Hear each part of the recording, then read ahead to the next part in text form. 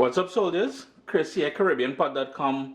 Always a pleasure to have you all here in the kitchen with me. Now, here's the thing. The ingredients here that you're seeing is going to be the base for Caribbean green seasoning. You know, in the Spanish-speaking Caribbean, we've got sofrito. For my Haitian brothers and sisters will know all about épices. This year, Caribbean green seasoning, the rest of the Caribbean, this is how we season our meats. We add it to stews and stuff like that. We have it in the fridge or the freezer.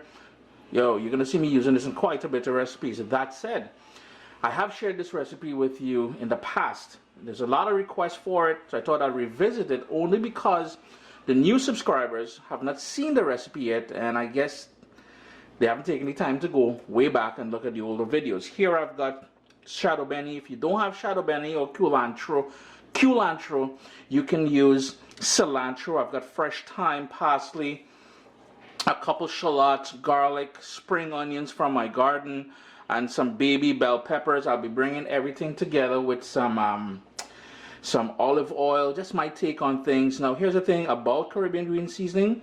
You can use as much of any one ingredient as you like, dependent on your taste buds. And two, you may want to use basil, you may want to use oregano, you may want to use something else in there. Totally cool. Put whatever sort of herbs that you like. So here we go, Caribbean green seasoning. Last weekend I was going through the garden. It's springtime here in Canada, and I have some spring onions from last season which came up early this year, so I thought, you know, I'd put it to use. So I'm using these spring onions, but what I wanted to show you guys, this one has a bit of a discoloration. I'm going to cut that out. If you cannot get pimento peppers, which is a key ingredient, I would say, in Caribbean green seasoning.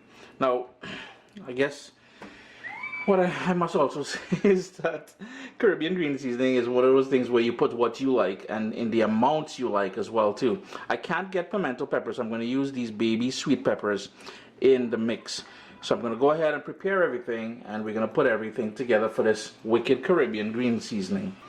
And I'll be using a food processor. You can use a blender if you want, and all you want to do is give this a rough chop. You'll notice I'm going to keep the seeds because that's going to give it a bit of a flavor as well too. And all you want to do is give everything a rough chop. The noise that you're hearing there, summertime, well, springtime, it's a beautiful spring day, so there are a lot of kids. It's a weekend, a lot of kids playing outside. You gotta love the sound of kids playing and laughing especially. I'm just gonna go ahead and give all of it a rough chop just to make it easier for the blender. One of the things I forgot to mention, a key ingredient if you live in the Southern Caribbean that we would use in Caribbean green seasoning is something called big leaf thyme or Spanish thyme. I'm going to do this in sort of batches, so I'm going to go in with half of everything. So we got those peppers in there. You can use a food processor or a blender, it's totally up to you. The parsley, I'm just going to go on like Hulk and just break that up. Yo, your boy vicious sometimes, yeah. The shado beni, same thing. Being a little tough though. Word, need to go to the gym, sire. Just gonna put all that in there. The bottom parts I'm gonna continue using as well. And you would notice one thing. I trimmed off all we got one snuck in there, the hard woody parts of the thyme. I'm just gonna go with about half of it. Give that a good mix around in there. Some people may choose to use salt. I don't like adding any salt to this. I don't like adding black pepper to this. I'm going to go in with the shallot. Give that a rough chop as well.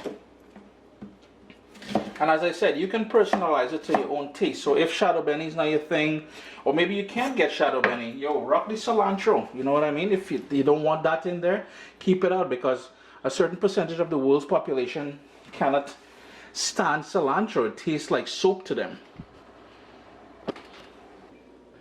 And next up, I'm going to go in with my favorite olive oil. I'm using an extra virgin olive oil here. You don't need to use something too expensive if you don't want. And additionally, well, I guess you can use water as well, or lemon juice will work great here. You can use about a cup or so. I need to go grab some more. But the full list of ingredients we use here today will be listed down in the description of the video.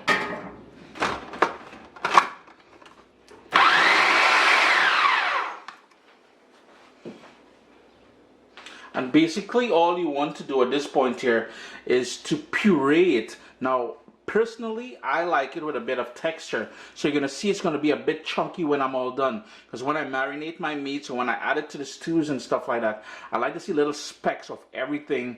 You know, that's just my take on things, you know what I mean?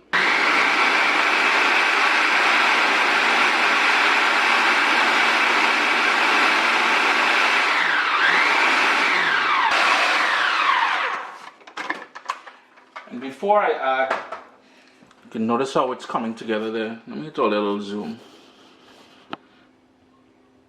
It's coming together nicely. This is nice and chunky. That's exactly what I want to achieve. Before I add the rest of the stuff, I'm just gonna add just a little bit more olive oil in there.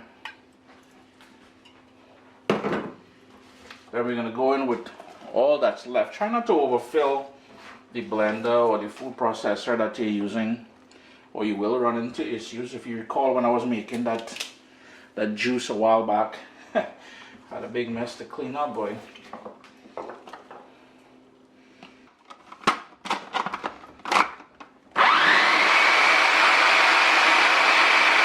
If you notice that there's stuff on the sides here, all you gotta do is scrape that down a bit. Get a lovely texture that I'm getting out of that. I do hope that zoom is working, you know. Don't play the fool like camera. Back on, another 30 seconds, and we're all done. Chris here, CaribbeanPot.com. Always a pleasure to have you guys here in the kitchen with me. What I'm going to do with this now, here's the thing. It may look like pesto, and a lot of you might be thinking, can we use this as pesto?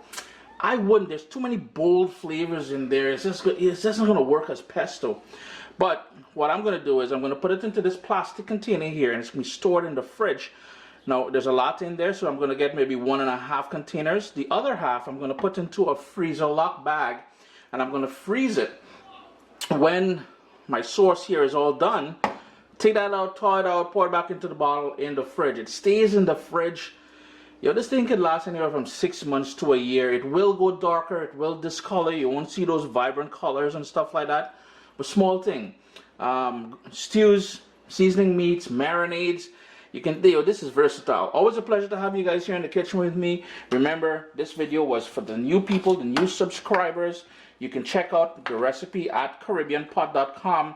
The ingredients will be listed down below, and you can request recipes by hitting me up on Instagram at CaribbeanPot. Make it a great weekend, guys.